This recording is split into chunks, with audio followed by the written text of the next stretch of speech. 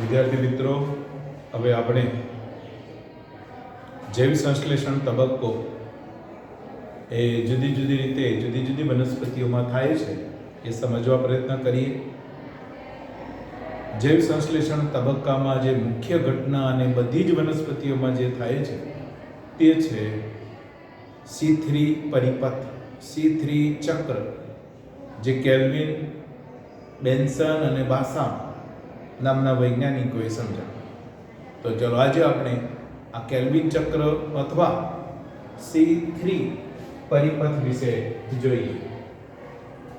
એક બાબત વિદ્યાર્થી મિત્રો ક્લિયર યાદ રાખજો કે બધી જ વનસ્પતિમાં આ તબક્કો જોવા મળે છે. સેકન્ડ બાબત એ પણ જાણીએ છીએ કે કેલ્વિન ચક્ર એટલે કે જૈવ સંશ્લેષણ તબક્કો સ્ટ્રોમા પ્રદેશમાં થાય છે.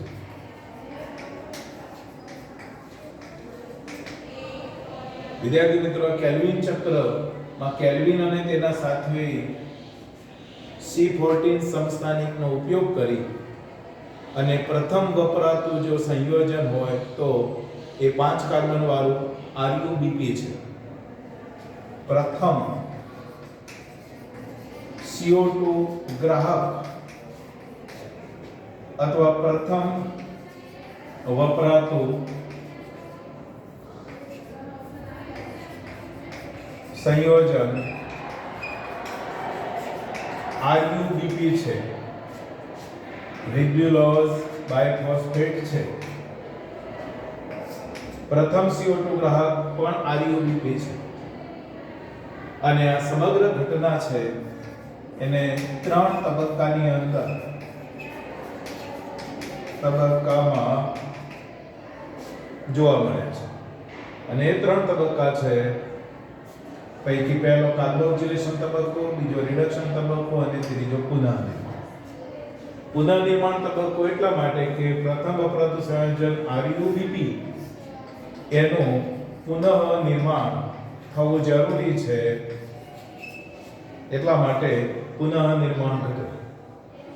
તો હવે વિદ્યાર્થી મિત્રો, સૌપ્રથમ વપરાતું સંયોજન છે આ તબક્કા દરમિયાન RuBp, રિબ્યુલોઝ બાયફોસ્ફેટ. એની સાથે વિદ્યાર્થી મિત્રો CO2 નો એક અણુ અને પાણી જોડાવાની પ્રક્રિયા થાય અને 6 કાર્બન વાળી એક અસ્થાયી સંયોજન બને છે. 6 કાર્બન વાળું એક અસ્થાયી સંયોજન બને જે 2 કાર્બોક્સી 3 કીટોરેબિટિનોલ 1,5 બાયફોસ્ફેટ નામનું હોય છે. હવે એક ટેમ્પરરી 6 કાર્બન વાળું અસ્થાયી સંયોજન બનશે, કારણ કે રિબ્યુલોઝ બાયફોસ્ફેટ એ 5 કાર્બન વાળું સંયોજન છે અને આ બંને જોડાઈને એટલે કે રિબ્યુલોઝ બાયફોસ્ફેટ એક અણુ એક CO2 નો અણુ જોડાઈને 6 કાર્બન વાળું એક ટેમ્પરરી અસ્થાયી સંયોજન બને છે. પણ આ સ્થાયી સંયોજન આ પાણી વડે વિઘટન પામી અને 3 કાર્બન વાળા 2 અણુનું એક સંયોજન બનાવશે, જેનું નામ છે PGA. જેના 2 અણુ PGA, જેને આપણે ફોસ્ફો ગ્લિસરિક એસિડ કહીએ છીએ, ગ્લિસરિક એસિડ અથવા ફોસ્ફોગ્લિસરેટ, જે 3 કાર્બન વાળા. તો ચલો કાર્બોક્સિલેશન તબક્કો કેમ કહેવાય? તો રિબ્યુલોઝ બાયફોસ્ફેટ સાથે CO2 જોડાય છે એટલે કાર્બોક્સિલેશનની પ્રક્રિયા થઈ એટલે એને કાર્બોક્સિલેશન તબક્કો. તો વિદ્યાર્થી મિત્રો, અહીં આ તબક્કામાં એક ઉત્સેચક ભાગ ભજવે છે અને ઉત્સેચકનું નામ છે રૂબિસ્કો. ઉત્સેચકનું નામ છે રૂબિસ્કો. તો રૂબિસ્કોનું વિદ્યાર્થી મિત્રો પૂરું નામ પણ યાદ રાખજો, રૂબિસ્કો. તો રિબ્યુલોઝ બાયફોસ્ફેટ ઓક્સિજન કાર્બોક્સિલેઝ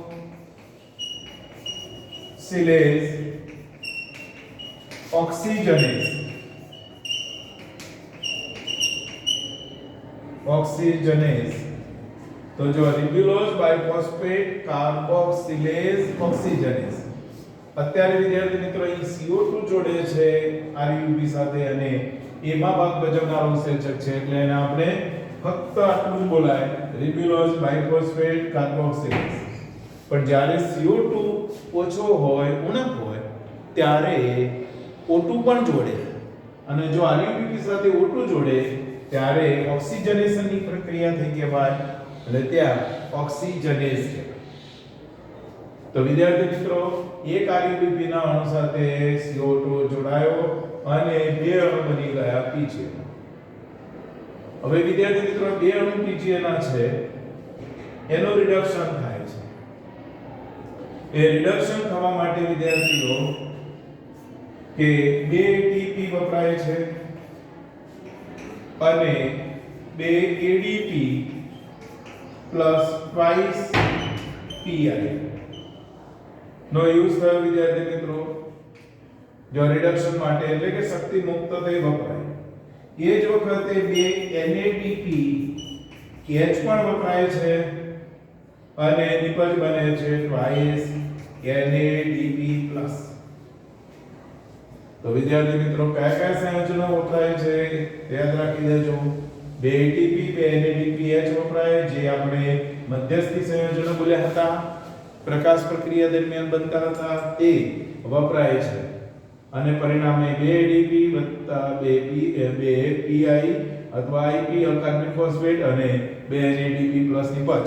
હવે જાણીએ છીએ કે આ સંયોજનો ક્યાં જશે તો પ્રકાશ પ્રક્રિયાની અંદર પાછા વપરાશે અને પરિણામ સ્વરૂપે વિદ્યાર્થી મિત્રો એમાંથી બે અણુ મળશે આપણને PGAL અથવા એને વિદ્યાર્થી મિત્રો G3P આવું પણ બોલે છે.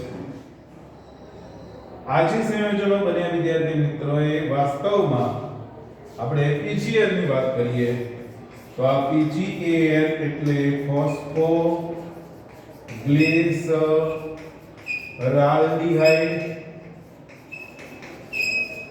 અથવા G3P ગ્લિસરાલ્ડિહાઇડ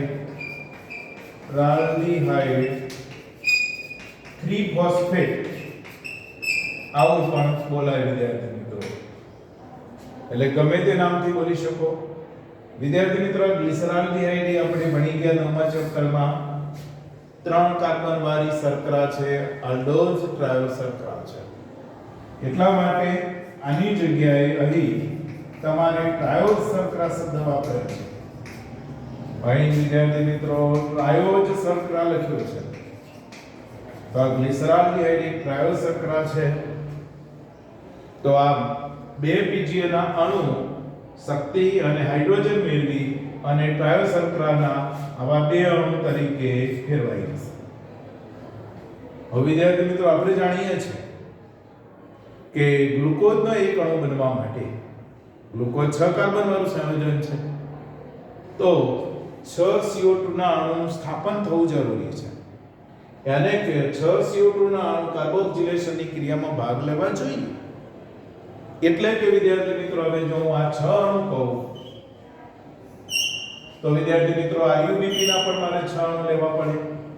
એટલે કે આ ક્રિયા 6 વખત થવી જોઈએ, 6 વખત ચક્રીય ઘટના થવી જોઈએ.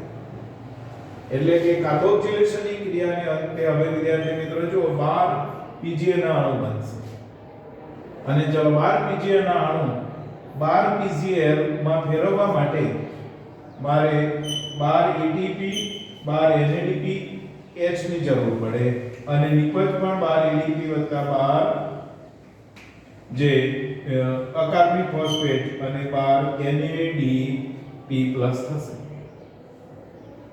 તો ચલો હવે 12 વખત 6 વખત આખી ચક્રીય ઘટના થાય છે માટે હવેનો વિદ્યાર્થી મિત્રો આગળનો જે મુદ્દો એની વાત કરીએ તો કે કાર્બોક્સિલેશનમાં શું થયું તો RUBP સાથે CO2 જોડાયો અને આ રીતે PGA બનવાની ઘટના. આપણે આ PGA ને અગાઉ 3 કાર્બન વાળું બનેલું પ્રથમ સંયોજન હોવાથી આખી આ જે કેલ્વિને સમજાવેલી આ ચક્રીય ઘટનાને C3 પરિપથ તરીકે બોલીએ છીએ. હવે આ જે PGL નું રિડક્શન થયું અને એમાંથી આવી ટ્રાયોજિન શર્કરા જે ફોસ્ફોગ્લિસરાલ્ડિહાઇડ અથવા ગ્લિસરાલ્ડિહાઇડ 3 ફોસ્ફેટ બને છે અને એ વખતે 12 PGA માંથી 12 PCl બનવા માટે વિદ્યાર્થી મિત્રો 12 ATP 12 NADPH વપરાય અને આ નિપજો પણ બને. હવે વિદ્યાર્થી મિત્રો આપણને નિપજ ગ્લુકોઝ પણ બનવી જોઈએ અને RUBP ના 6 અણુ પાછા પણ મળવા જોઈએ. એટલા માટે વિદ્યાર્થી મિત્રો આ 12 PGL માંથી 10 PGL ના અણુ એ 6 RUBP બનવા જશે પુનઃનિર્માણમાં અને 2 PGL ના અણુ આ રીતે ગ્લુકોઝના અણુના નિર્માણનો ભાગ છે. તો પ્રથમ વિચારી લઈએ કે 10 PGL ના અણુ એ 6 ATP ફરી વાપરે છે અને 6 ADP પ્લસ 6 અકાર્બનિક ફોસ્ફેટ અને 6 RUBP ના અણુમાં પરિવર્તિત થશે. એટલે કે પુનઃનિર્માણ તબક્કો પૂરો થયો. પુનઃનિર્માણ પૂરું થયું તમારે લગભગ લખી શકાય RUBP નું પુનઃનિર્માણ થયું વિદ્યાર્થી મિત્રો.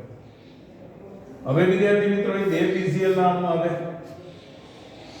હવે 2 PCl ના અણુમાંથી શું થાય તો ગ્લાયકોલિસિસ ની ક્રિયાને યાદ કરો કે એમાંથી એક PCl નો અણુ 3 કાર્બન વાળો, બીજો PCl નો અણુ એનો સમઘટક DHAP ડાયહાઇડ્રોક્સી એસિટોન ફોસ્ફેટમાં પરિણમે. આ બંને ટ્રાયોલ શર્કરાઓ છે અને બંને જોડાઈને એમાંથી ફ્રુક્ટોઝ 1,6 બાયફોસ્ફેટ નામનું સંયોજન બને. આ ફ્રુક્ટોઝ 1,6 બાયફોસ્ફેટ માંથી ફોસ્ફેટ રિમૂવ થાય જે ADP સાથે જોડાય ATP બને અને ફ્રુક્ટોઝ 6 ફોસ્ફેટ નામનું સંયોજન બને. ફ્રુક્ટોઝ 6 ફોસ્ફેટ ગ્લુકોઝ 6 ફોસ્ફેટમાં પરિણમે અને આ ગ્લુકોઝ 6 ફોસ્ફેટ છે એ પણ ફોસ્ફેટ ગુમાવશે અને ADP સાથે ફોસ્ફેટ એનો જોડાશે અને ગ્લુકોઝ બને. તો ચલો આ રીતે વિદ્યાર્થી મિત્રો 2 PCl ના અણુમાંથી એક PCl એક DHAP બંને ટ્રાયોલ શર્કરાઓ છે એ જોડાઈને 6 કાર્બન વાળો ફ્રુક્ટોઝ 1,6 બાયફોસ્ફેટ નામનું સંયોજન અને છેવટે ગ્લુકોઝ. હવે આપણી બુકમાં બધી કોઈ ચર્ચા કરી નથી તો ડાયરેક્ટ વિચારીએ આપણે વિદ્યાર્થી મિત્રો આ 2 PCl ના અણુમાંથી હવે ગ્લુકોઝ ના અણુનું નિર્માણ. હવે વિદ્યાર્થી મિત્રો યાદ રાખો કે આ ગ્લુકોઝને જો હરિતકણની અંદર સંગ્રહ કરવાનો હોય તો ગ્લુકોઝના અનેક અણુ ગ્લાયકોસિડિક બંધથી જોડાઈને એ સ્ટાર્ચમાં રૂપાંતર પામી અને સંગ્રહ થાય.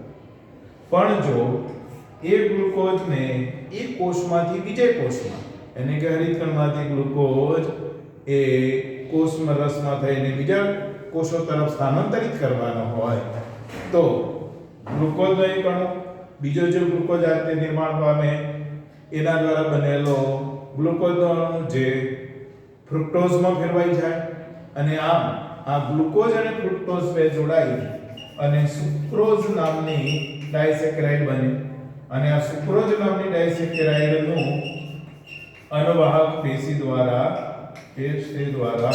વહન થાય જેથી અન્ય વનસ્પતિ કોષોમાં પહોંચે.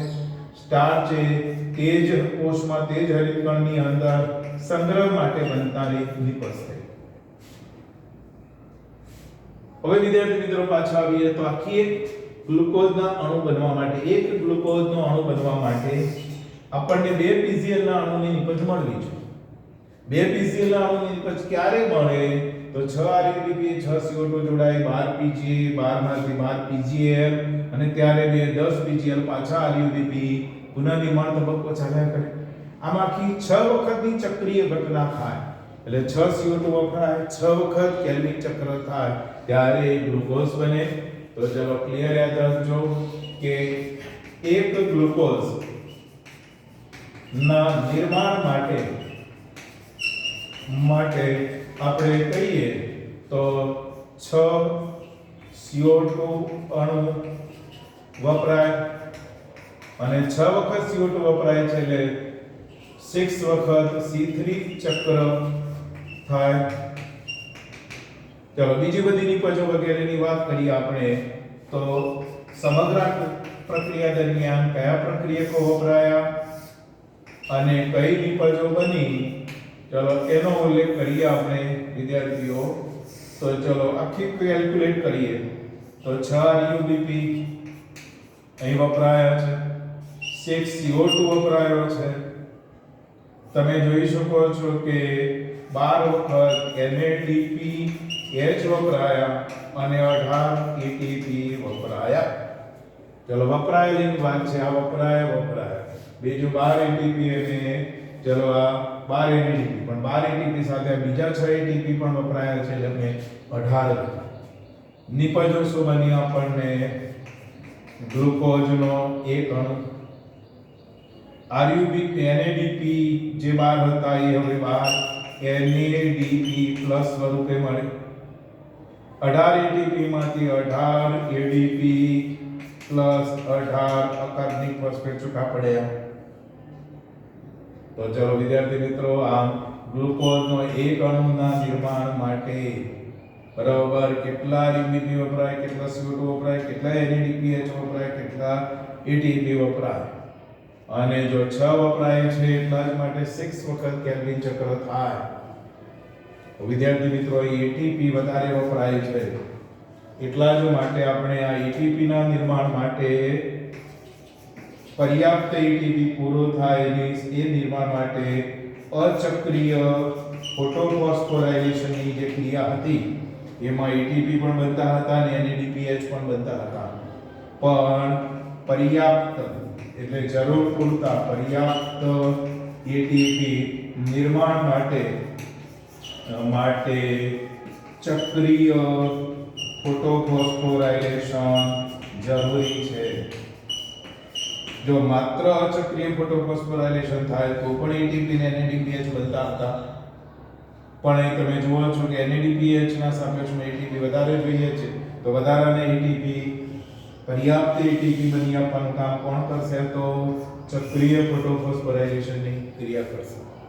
તો વિદ્યાર્થી મિત્રો અહીં કેલ્વિન પરિપથ, કેલ્વિન ચક્ર સારી રીતે સમજી લેજો. બરાબર બુકની આ પ્રવૃત્તિ કરતા મેં થોડી ડિફરન્સ બતાવી છે અને એક અગત્યની ટૂંક નોંધ છે તમારે પરીક્ષામાં 3 થી 4 ગુણની અને એમાં 3 તબક્કા કયા કાર્બોક્સિલેશન, રિડક્શન અને પુનઃનિર્માણ ક્રમશઃ જોવા મળનારા તબક્કાઓ છે.